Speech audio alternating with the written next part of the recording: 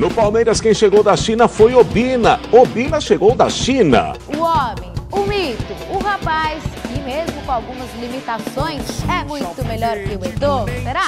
Quase 3 anos depois, o anjo negro do Palestra está de volta. Obina assinou Obina chega desta vez para tentar apagar uma mancha que ficou no passado. A briga com o zagueiro Maurício Nascimento.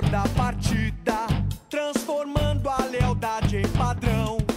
Sabe sempre levar de vencido e mostrar que de fato é campeão. Defesa que ninguém passa, linha atacante de raça, torcida que canta e vibra. Defesa que ninguém passa, linha atacante de raça, torcida que canta e vibra. O nosso alviverde inteiro que sabe ser brasileiro, ostentando a sua fibra.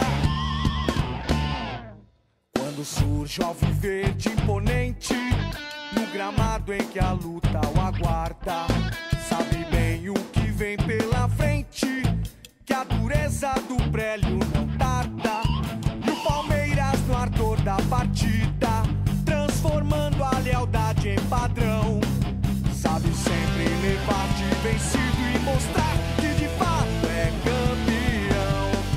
Defesa que ninguém passa, linha atacante de raça, torcida que canta e vibra. Defesa que ninguém passa, linha atacante de raça, torcida que canta e vibra. O nosso alviverde inteiro que sabe ser brasileiro.